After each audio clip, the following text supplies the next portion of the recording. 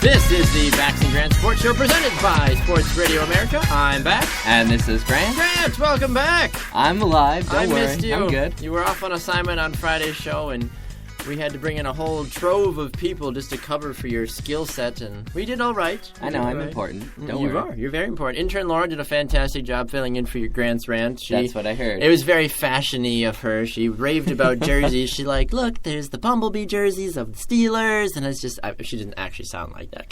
Kind of close. But anyway, this is the Bax and Grant Sports Show presented by Sports Radio America. You can check us out Monday, Wednesday, Friday, right here at 9 a.m., Grant. Nowhere else. Well, you can. Yeah, there's several other places you can check us out. But right here, Monday, Wednesday, Friday, 9 a.m. live on Spreaker. You can also catch us 12 to 3 Eastern on SportsRadioAmerica.com. TuneIn Radio. You can also download our podcast on iTunes. And you can also listen to us live on Live 365 as well. You can also hit us up on Twitter at BG Sports Show. We're also on Facebook at the Bax and Grant Sports Show.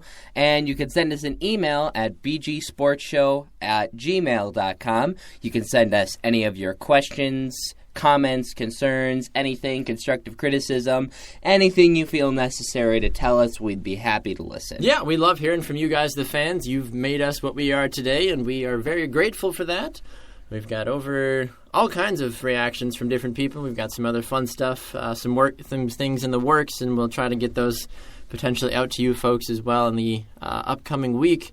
A lot of fun stuff going on in the sports world, Grant. As certain people might or might not, last night was the Oscars. There's a lot of fun stuff going on with that. I know I had a chance to catch some of it. You said you didn't get a chance, unfortunately, but probably my favorite part of the night was Neil Patrick Harris. He, as a host, he always just does a fantastic job. There's no question about that. The man is a true performer and just knows how to bring down the house. It's kind of like what we do when we're on the radio. We just know how to bring down the house. Right, exactly. So, except we usually don't do the show in our underwear. There was a segment last night where he came out for about a minute in just tighty whities, dress socks, and dress shoes. That was it. He would do that, though. He would, and he looked damn good. I will even be honest about that. He looked real good with what he did.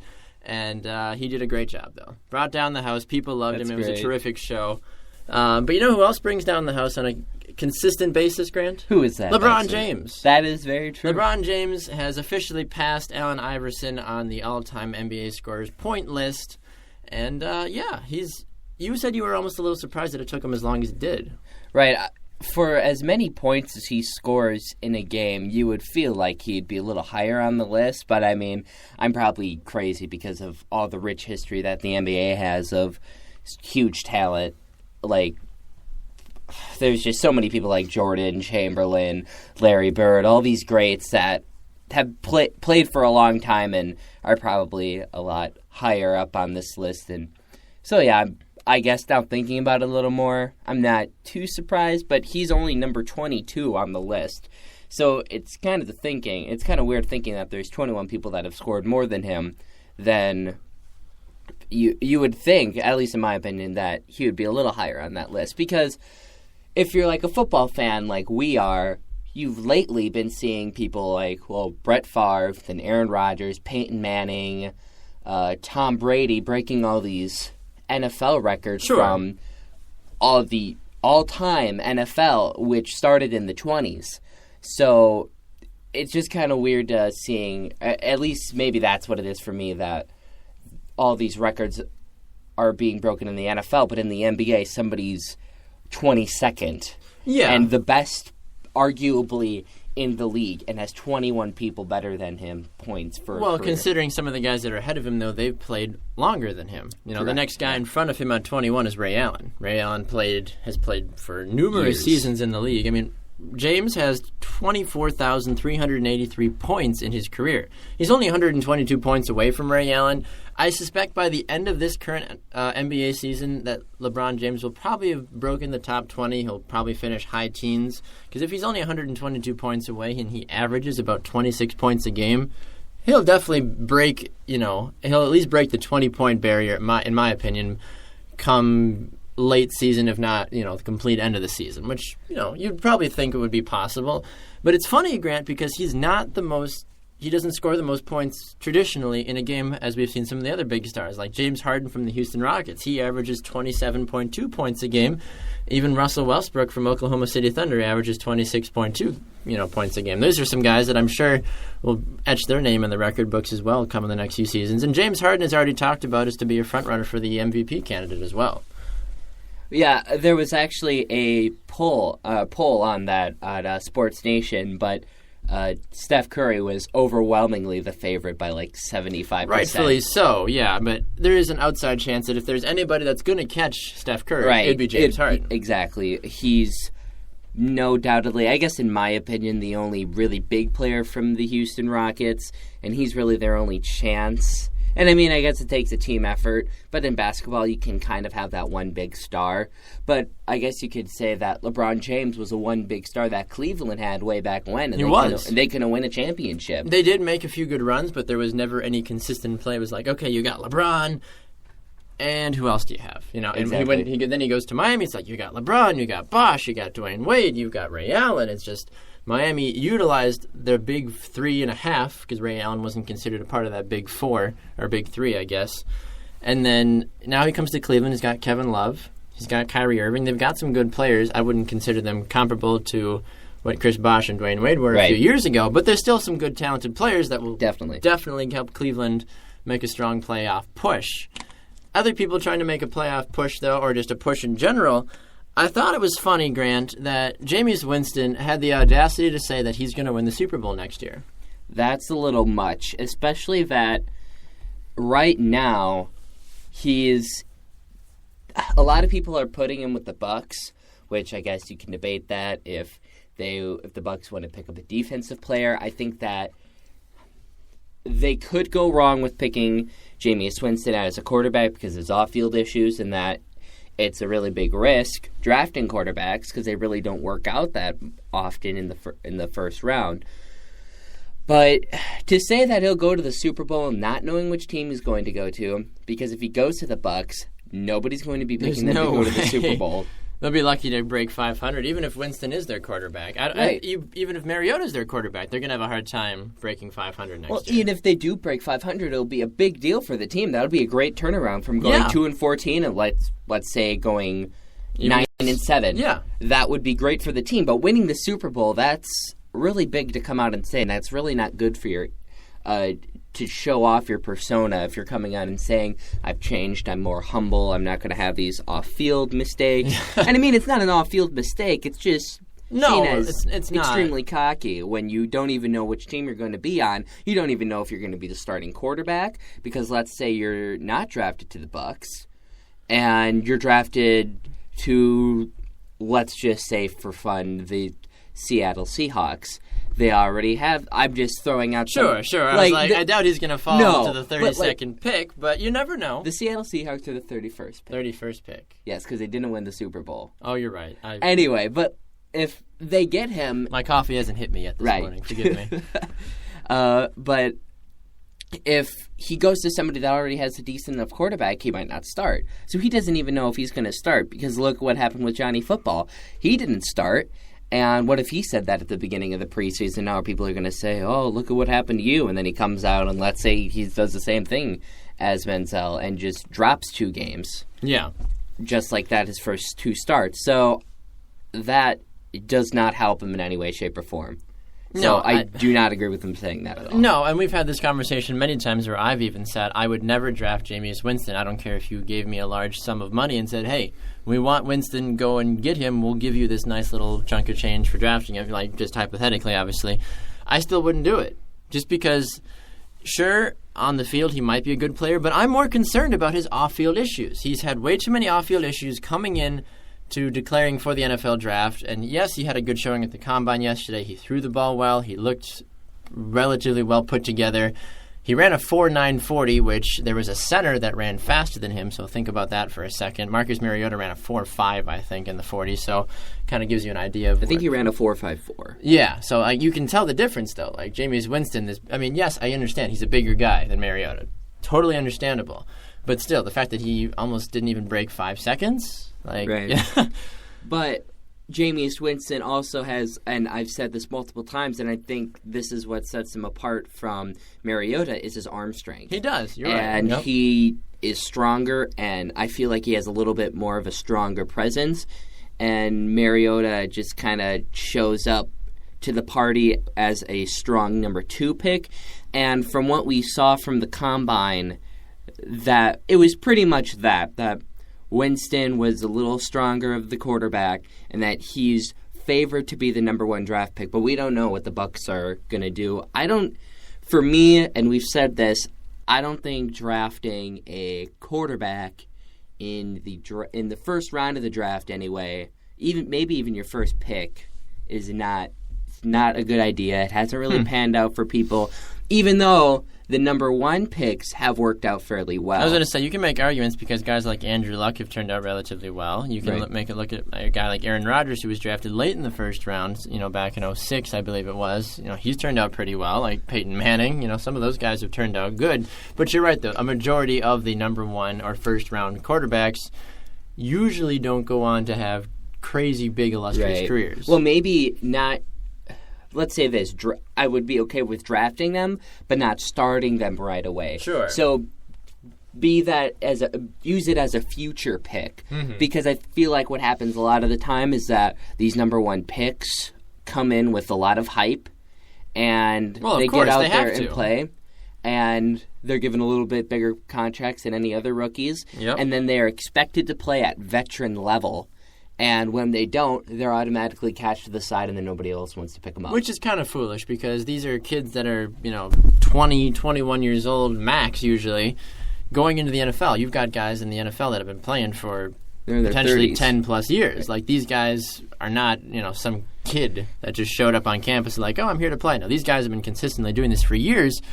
And then you're right. People like the media, ESPN, NFL Network, they love to blast these rookies if they don't have a good year. Like, oh, they're not that good, actually. It's like, well, how about you go back to when you were 21 and go do this professionally and tell us how good you would be. Right. It's very rare that you see a rookie quarterback, especially, just go crazy. And especially like a quarterback like Mariota, where in Oregon he was working with the stretch offense.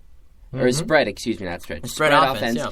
And you have to come where it's not used in the NFL. So you have to completely learn what you have used extremely successfully in Oregon to something that you're not used to and that you need to produce at a high rate. Yes. So it's a lot of pressure on these young first-year guys to perform. So that's, along with that and a couple other reasons, I wouldn't draft them. Yeah. No, that's definitely true. We do have to make a quick side note as well about the Daytona 500 yesterday, just for intern Laura's sake, because she is a huge NASCAR fan. We'll have to have her on Wednesday and talk a little bit more about it, because when it comes to racing, I'm lucky if I know sometimes how to start my car. That's how racingly sound I am. Jeff Gordon, I know him. Dale Earnhardt Jr., those are my guys. Jimmy Johnson.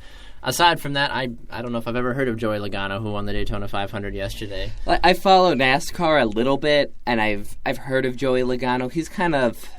He's only 24. I would say he's probably like the Flacco of the NFL. Oh, okay. I can understand now. Okay, so he's good, but he's not like, wow. Yeah, he's not the star-studded NASCAR driver.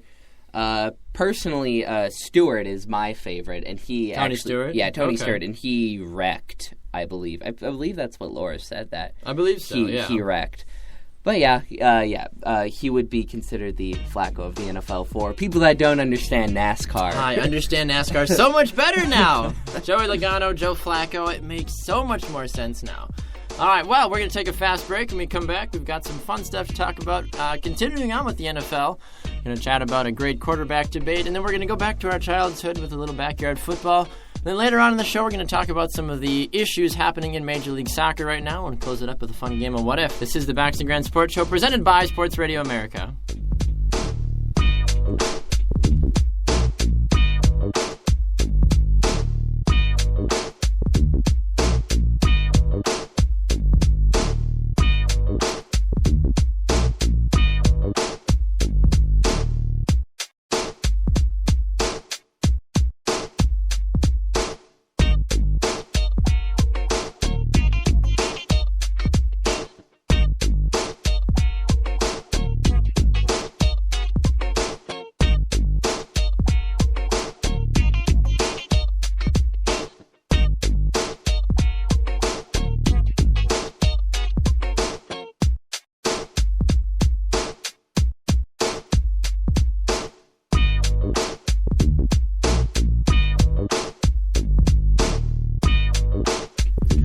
Welcome back to the Bax and Grant Sports Show, presented by Sports Radio America. I'm Bax. And this is Grant. We are going to chat a little bit now about a question that NFL Network posed last week. And we were going to talk about it on Friday, but Grant decided to have different ideas and plans, unfortunately, and not show up for the show. That's enough out of you. That's you didn't. enough. Why? You just didn't show up for the show. No, I understand. You were not feeling the best, and that happens. That happens. We all. I mean, I do, but I don't at the same time because I just pull them straight from the game quiz up, and I just go through general sports. Those questions are ridiculous sometimes. Well, that's not my fault. I can't give you all easy questions like, who is the Packers quarterback? Like, Brett Favre. Oh no, Scott Tolzien.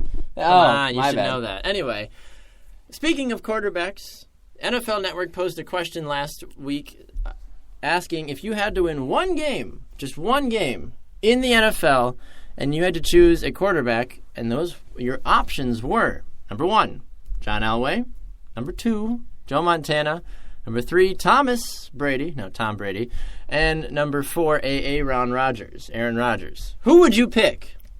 Well, everybody knows my and your immediate answer with this, and I will tell you why. It's hard to not be biased, but at the same time, it makes sense. Right. Because Aaron Rodgers is, if you want to win one game, if you're just going to go and stroll one game, you're going to want the most consistent quarterback. And out of these 4 quarterbacks, Aaron Rodgers is the most consistent. His pass attempts to interceptions is absolutely ridiculous. I believe he threw like 200 and some passes last season with it was like 280 some passes without throwing an interception last year, and no other quarterback currently in the NFL does that, and nobody in recent memory has done that in the NFL. Brett Favre definitely hasn't done that. Ridiculous. Right. It shows how consistent and how focused and how good he is, because you can have like Tom Brady. Everybody knows he's a great quarterback, but he can have that mistake in those interceptions. And Brett Favre, he was great. Nobody doubts that. But even more so than I think he was probably one of the greatest quarterbacks that had the lowest ball security, because he threw a high amount of interceptions trying to make plays work. And he was a playmaker, and that's what he does. But Aaron Rodgers makes plays, and he knows how to do it smartly with the ball. And he threw 5 interceptions last year. Yeah. Out of those 5 interceptions, 4 of them were in 2 games. And one I know is because Cobb ran the wrong route. Yep. And Rodgers put it exactly where he needed to, but Cobb broke out instead of breaking in. And then 2 of them came in the Buffalo game, when they were both just off the receiver's hands. There was no real plays at all where the Buffalo Bills were like, oh, we're going to jump this route. I think there was one play that was just a really, really good, like, insane defensive effort to get to it. But there was one where the ball just was like, oh, there goes the ball off my hands, and the defensive back is like, oh, thank you. And that's what where most of his career interceptions because have come he throws from. the ball so hard. Right. And that have just the receiver, like Jones, I think it's happened to. It's like happened to lesser tight ends and lesser receivers. Sure. That just they couldn't handle it, and it bounced off their hands, and the defenseman was just right there. It wasn't like Aaron Rodgers was least of a quarterback or anything. I would be interested to see if there was a stat of interceptions that were actually his fault, how much lower that would be, if that was a stat. I know it's I'm not, sure but well, you can kind of make an argument for it at certain times. Like if you look at the interception with Tom Brady threw in the Super Bowl, the first one, where whatever his name was, Jeremy Lane, I think, picked him off on the goal line. That was Brady's fault because he was under a lot of pressure. He tried to force a pass that had no business going down the middle. Jeremy Lane is right there, picks it off, no big deal. That you can clearly say that was Tom Brady's fault because he tried to force a play. He was under a lot of pressure. He was forced to make a quick throw, didn't want the sack. XYZ happened accordingly. Even normal quarterbacks, you look at that. Yeah, Teddy Bridgewater, just any of those guys, you can kind of tell when it's like, oh, that was their fault because they've tried to force a pass in, or they throw it the wrong way, or there's miscommunication with the wide receiver. With the younger quarterbacks, it's usually the quarterback's fault, not the receiver's fault, because usually they're throwing to veteran guys that know how to run a square in or a fly pattern or things of that nature, and the quarterback just doesn't properly communicate those signals accordingly. But yeah, I think we both honestly have to choose Aaron Rodgers for this style of question. I do have a reverse of this, though. Okay. So, last season we didn't see that great of rookie quarterbacks, unfortunately, in the NFL. Right. You had Johnny Manziel, you had Derek Carr, you had Blake Bortles. Those are the three, and Teddy Bridgewater. Those are your four guys. Your four big guys, all going in the first round. I'll pose the same question to you. One game, one of those four quarterbacks, who do you pick? I'd pick Teddy Bridgewater. Not a question about it. He came in late into the season, or not late into the season, midway through the season. Vikings were struggling. Vikings were already struggling as an organization. Searching for a quarterback, Ponder obviously wasn't the answer. Then he steps in. They were pondering their options. They were definitely pondering their options. I'm brilliant. You're just weird. Well, my mom loves me. That's all that matters. I guess. Yay, Mom. Thanks, Mom.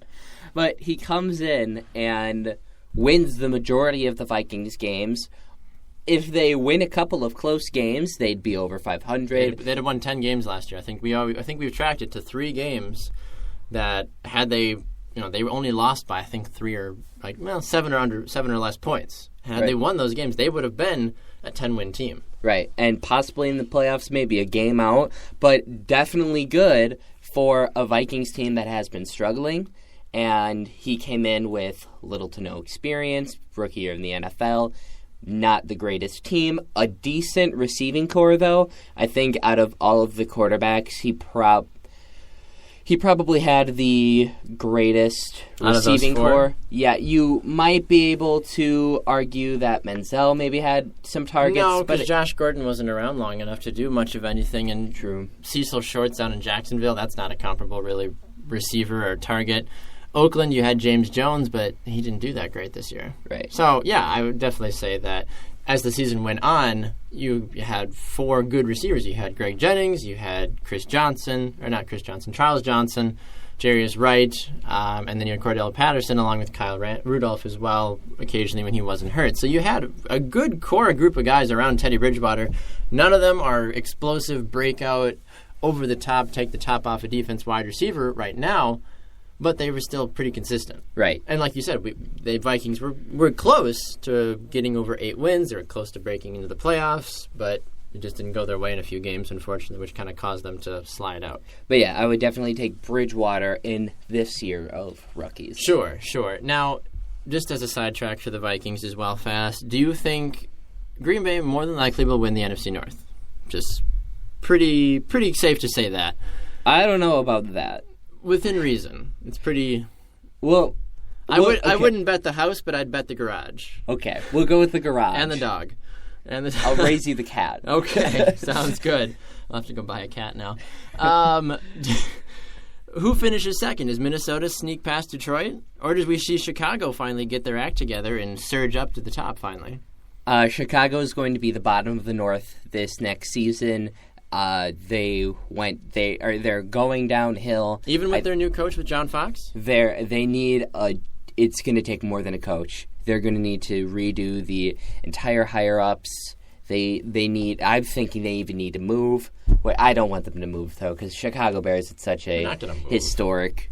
But it's bad. It's just a bad organization right now at this point. They need a total rehaul of the coaching system, GM, well, they everything. are. I mean, John Fox, and then they have a new GM and John Fox as their head coach. They're definitely making the right strides to repair, but obviously the big issue is Brandon Marshall, and another one is Jay Cutler. Right. And so I think it's going to be a little while before they're good. They just need a little bit. They need a couple rebuilding seasons, so I don't think they're going to be any much of a threat this year.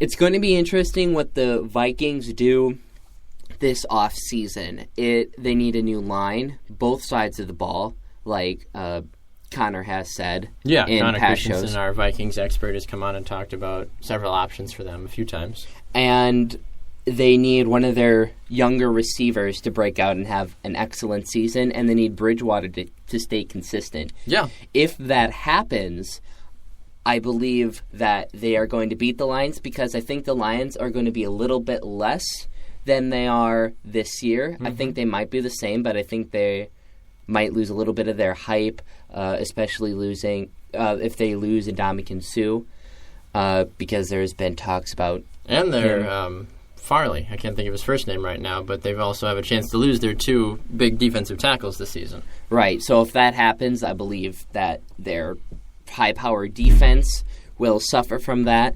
So it's going to depend. I can't call it 2-3 because it's a little too close, but I say the Vikings look a lot more promising of reaching that spot than they have in years past. Yeah, no, I would agree with that, and I think the pulse around the NFL as a whole right now is the fact that the Minnesota Vikings will be a team to be reckoned with next year. Even if Adrian Peterson doesn't come back, they still have enough pieces in place to really push forward in a good and effective manner. Right, because their running was even decent without Adrian Peterson. They did. Everybody was freaking out about that. They're like, they don't have Adrian Peterson. Well, still, so what? They had Matt Asiata, and they had Jerick McKinnon. They had some duties guys. Teddy Bridgewater is a mobile running quarterback. Right. Cordell Patterson is really good at being like a kind of a Randall Cobb where you can put him in the backfield, you can run him around, like sweeps, reverses, all that stuff. Like, they've got a few different guys that can run the ball. Yeah, they're not that workhorse like Adrian Peterson is, but they still have those guys that can run the ball effectively. Right. Compared to some other teams in the NFL, I would definitely take the Vikings running game over other teams. You'd have taken it over Green Bay's game post Eddie Lacy or pre Eddie Lacy years. Definitely. Because everybody was saying James Starks was the answer. I'm like, not really. He had one good playoff game, and then everybody jumps on the Starks bandwagon. No. But I guess that's another story. That's a totally different story. What's a news story for us, though, Grant, is that one of the things we wanted to talk about on Friday that we couldn't because you weren't here. You know my obsession with backyard sports. Yes. Backyard football, backyard baseball, backyard basketball, backyard soccer, backyard hockey, backyard underwater basket weaving. Like, the list goes on and on. That last one's not a real game. I'm pushing for it. I'd be interested to see the All-Star game for that one. Backyard curling, all those. They need to make a curling game. That would be awesome. I would love that. Now, I don't understand why they made backyard skateboarding. I was like, no. You take the Tony Hawk like pro skateboarder games from like when we were kids. Those were the skateboarding games. You don't do a backyard version of it. It just didn't make sense. Do a kickflip off the neighbor's dog? Or? Yeah, something. I don't know exactly. Maybe. I don't know exactly. But I'm posing a question to you, Grant, because I've started a new season on Backyard Football. I purchased Backyard Football 2008 just last week. And the way it works is you have 7 players on your team that play both sides of the ball and special teams. So it's a little weird. It's a little crazy. It takes a little bit of planning, but it works. So you have 3 offensive linemen, or flip it, or I should say you have 3 linemen, 2 wide receivers, a quarterback, and a running back. My question to you, Grant, is if you had to choose 7 players in the NFL right now to fill your backyard football team, who would those 7 players be? Well, my number 1 spot I have for QB would be Aaron Rodgers. He's the MVP. He is. And what's he going to play on defense, though? He could play, I don't know, play whatever he wants to play. I would say maybe a linebacker. Oh, I don't know. Okay. He's not that super fast quarterback. He's mobile, but he's not fast. Yeah. So he would be good second layer defense. I suppose. He's not going to be like anything like Clay Matthews or anything like that. No, certainly not. So Aaron Rodgers as my quarterback. As I only picked 1 receiver, actually. As my 1 receiver, I picked Jordy Nelson. And yes, I know he's not the best wide receiver in the NFL. Yes. You could argue others, but he's a top 5. Yeah, I would put him in top 5 for wide receivers. But if Aaron Rodgers is your quarterback, Jordy Nelson is your best option for wide receiver because they know each other so well. They know how to play together so well. They can communicate by just looking at each other. Yes. Rodgers doesn't have to say anything. He can just look at Nelson. Nelson knows exactly what he wants, and they can burn people down the field for 40 yards plus and with a touchdown, which is ridiculous that you can just look at somebody and they're like, okay, I know exactly what to do now. Thanks for being so clear with that. Does your wife do that to you? She can look at you like, fine, I'll take out the trash, or yes, I'll do the dishes. No, she can look at me, but I have no idea what she's talking about. That's more realistic. That makes a lot of sense. Now, the rest of your roster, I will say this too, because I'll try to to throw mine in his ear as I go as well, so that way we stay good on time. But for my quarterback, I was going to pick, you're going to laugh at me, but I'm going to pick Colin Kaepernick because he's got the size and he's athletic, so if we need him on defense, he's not going to worry about chipping a nail if he has to hit somebody while he's on defense. Well, I think he would be concerned about that, and maybe his pink beats. Potentially, yes. But at the same time, I feel like Kaepernick or another bigger quarterback would be more willing to go throw themselves at somebody on defense as opposed to like a Tom Brady or a Peyton Manning. I'd feel like you'd hit them and they'd break in half. Right. You know, like I don't want that, but I want a quarterback that's semi-comparable. Kaepernick's mobile. He can run around, do whatever he wants to do. So you know he's got his athleticism. He's got a strong arm. You know, if we can take his pink beats off, then you know he'll be pretty good. But I think that he's pretty comparable in terms of being a 3-stage player where you can see him succeed in all 3 spots of the game. I guess that makes sense. Within reason. Right. Not over the top, but he'll be good enough, though, that if you have enough offensive weapons, that he'll still, be a solid option for you. Right. Now, your next pick is a little surprising, but it's interesting at the same time. For defense? Just in general. Because it makes sense, though, because he's got terrific hands on both sides of the ball. Yeah, I picked J.J. Watt for that reason, too, because he, as we know, great defensive player, undisputed defensive MVP of the year. But he caught, I believe, 3 touchdown passes. Yeah. 2 or 3 touchdown passes this last season. He had 5 total touchdowns last season. Right. For a defensive player, that's really dang impressive. That is awesome. So it's unheard of. Yeah. So I'm like, okay, he has offensive experience because I think he was a tight end.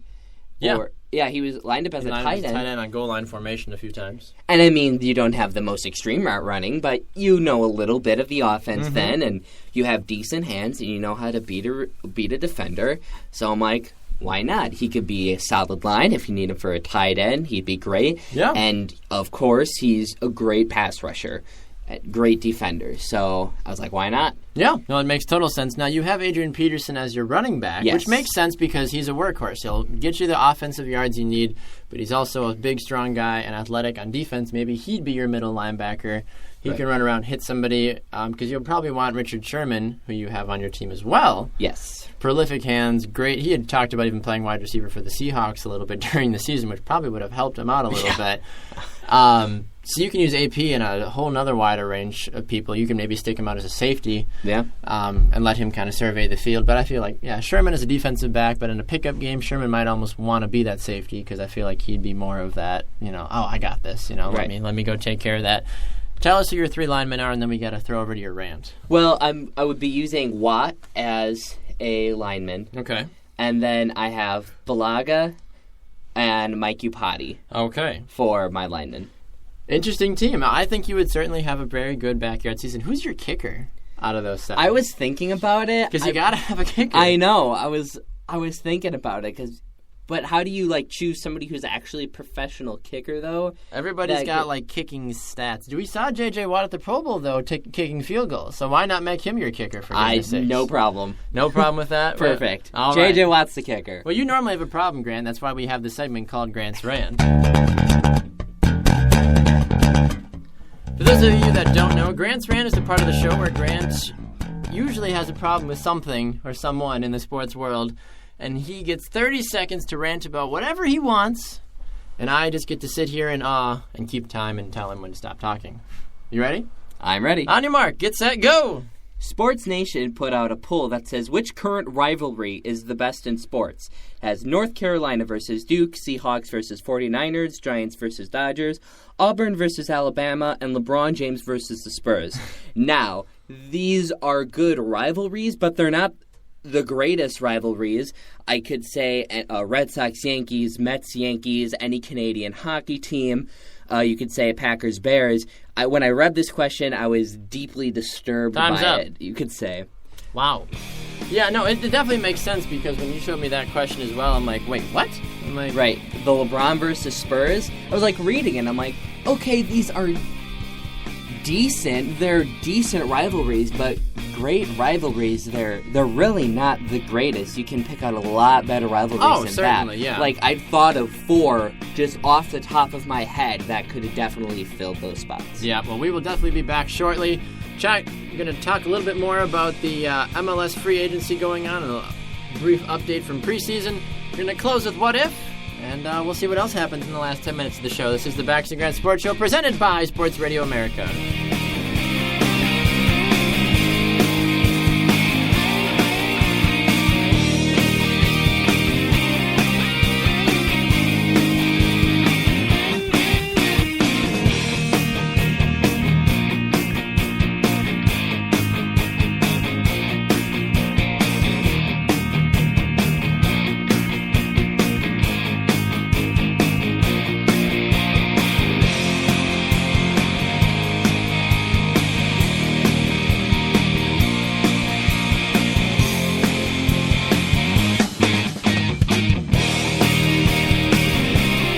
Welcome back to the Bax and Grant Sports Show presented by Sports Radio America. I'm Bax. And this is Grant. We're chatting a little bit about the beautiful game now, Grant. Football. Go! All right, anyway. Go. All right, soccer. We're talking about soccer. It doesn't happen too often, but when we do, we usually get a little excited about it. At least I do, and then Grant's like, oh, gosh. Yay, soccer. Yay. So you're going to be talking about that, right? Exactly. No, that's why, when you talk about hockey, I'm like, I'm going to go get some coffee, have fun. Usually I try to... Go hit somebody. Yeah, fighting and sticks. Punch him in the face. Blood on the ice. Woo! I don't know. I don't understand. They're fun, the games to go to. I just don't understand half the time what's going on. It's great. I love it. I know you do. We'll have to go to one. I would like that. We should go to a Milwaukee Admirals game. That's the closest thing we got to pro hockey here in Milwaukee. Hey, the it's Chicago actually a fun Blackhawks game. are just down the road, too, down in Chicago. Nobody wants to go see them. I mean, whatever. Anyway. I'm a Blues fan, so I don't like the Blackhawks. We are not on good terms right now. Well, maybe if the Blues come to Chicago, we can go watch a Blues game. Hey. And it just happens to be Chicago. We should actually do that. I would enjoy that. Now that I'm thinking about that, the I really want to do that. Exactly. Time to StubHub. All right. But one of the big issues going on in MLS free agency right now is the issue of free agency. Now MLS and the Players Union are butting heads because opening day is only 2 weeks away, but these collective bargaining agreement issues have not been settled yet. And if it doesn't get settled, there's more than likely going to be a strike and a lockout from the players. And I actually did see this news story on the May Sports Center page, so this is a big deal. It is. If ESPN takes the time to actually talk about soccer, it's usually kind of a big deal. Because they don't normally. Yeah, they really don't. So, which is unfortunate. But the MLS is only 20 years young. It's growing. It's growing. It really is. This is the 20th season. Major League Soccer's been around, and they have made leaps and bounds, even from when I started watching it, probably 10 years ago. I kind of started slowly following it in the early 2000s, and now it's just exploded, even in the last, 4 years. Right. Even in the last year since the World Cup. Yes, the World Cup always helps the surge of soccer in America after the 2010 World Cup when the U.S. barely, kind of got defeated, unfortunately. It was a bad circumstance for them. People were going crazy for soccer. Then even this last World Cup, too, when they almost beat Belgium, the world was I wouldn't going crazy. say it was almost. No. I wouldn't say almost. They got outworked. They fought hard enough, but it was matter of time before Belgium scored. And did they take them to extra time? They did. That's when they scored their goals. Belgium scored 2 goals within the first 5 minutes of extra time, and then the U.S. got 1 goal, and everyone's like, "There's still a chance." And I'm like, "No, it's not a chance anymore. It's game over." I'm like, once Belgium scored, I was like, "All right, game over." Yeah, I'm like, oh, it was hard. It's a good game. It was so hard. But anyway, it was a great time though. Yeah. But with free agency though, the players want that minimum salary requirement. They want to have the opportunity to not have to deal with allocation order. They want to get rid of all the drafts that go on in the off season that basically take the place of free agency. Free agency works as alive and well in every other professional sport except for Major League Soccer, which is unfortunate because players should be free to go to whatever team they want for whatever price they deem necessary. Because the way MLS works, granted, there's an allocation order, and it usually starts with the worst team as the number 1 seed or the number 1 pick, as it were, kind of like a draft. And when a player wants to come into MLS, say from Europe. So we just saw Josie Altidore come to MLS, a big U.S. men's national team star, and we saw him come back, and top of the allocation order were the Montreal Impact, just a team that had a horrible season last year. But the league worked it out so that way Toronto FC, a team that finished a lot higher than them, was able to sign them. Through some backward, shifty, this, that, and the other talk, it's like, oh, well, Toronto's actually going to sign them, not you, Montreal, sorry. And it was really shady, and there's been multiple instances of this, and a lot of people are having issues with it. So there still is really no budging on either side because Major League Soccer players want free agency. Major League Soccer doesn't want free agency. So, someone's going to have to compromise because otherwise, 2 weeks away, like we said, is opening day, and we're going to show up to the stadium and there's going to be nobody there. Right, but my thing with leagues in general is your number 1 product or the thing that's producing your income are the players. Yes. And if you don't treat the players right and if you don't give the players what they want, how are you going to succeed as a league? Exactly, and that's the issue that Major League Soccer needs to deal with right now. Commissioner Don Garber's done a fantastic job of building the league, but right now free agency is this huge overlooming giant that really is having an issue with preceding the league's progression, as they're doing a great job with it already, but it's going to be a little while still. Quick kind of recap from stuff that's going on in Major League Soccer preseason. There was an unfortunate injury for the Portland Timbers, as Ben Zemansky, he has a torn ACL. He's more than likely out for the year with that. A torn ACL is not something that you come back from in a very timely fashion. There was the big marquee game, as it were, yesterday. The two expansion teams, Orlando City SC and New York City FC, fought each other yesterday in a preseason friendly match. They tied 1-1. Everybody's really excited to see how the two new expansion clubs do, and we'll see just kind of where that goes from there. But soccer as a whole continues to grow in a very big fashion here in America. I know my New England Revolution are favored to do very well this season, so we'll just kind of have to see. We got to get you down to Chicago, Grant, and check out a Chicago Fire game or just Major League Soccer in general to kind of see if we can't figure out something for you. Hey, that would be fun. We could go watch a hockey game and then we'll make a weekend out of it. Perfect. We'll leave the wives at home. We'll have a bros sports weekend. Yeah, that sounds perfect. Now, Grant, it's time for What If?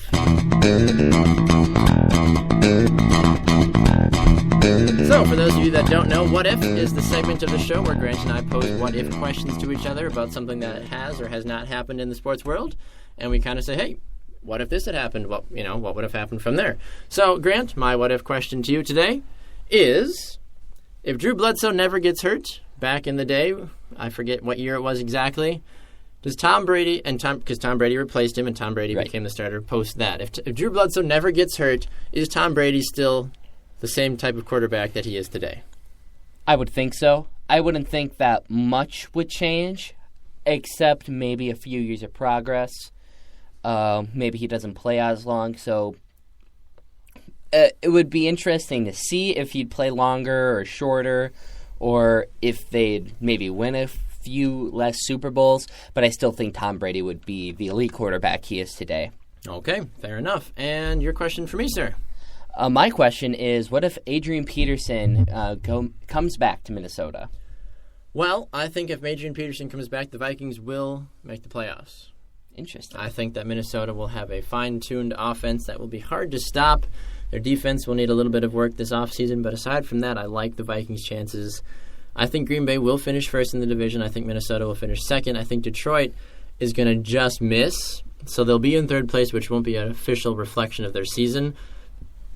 But I like Minnesota's chances, in all honesty, if Adrian Peterson comes back. Even if he doesn't come back, I think they'll have to fight and scrape and claw to get into the playoffs as like a 6th seed, but I still like their chances as a whole going into the season. Do you think there's any chance that the NFC North will be a 3-team playoff team?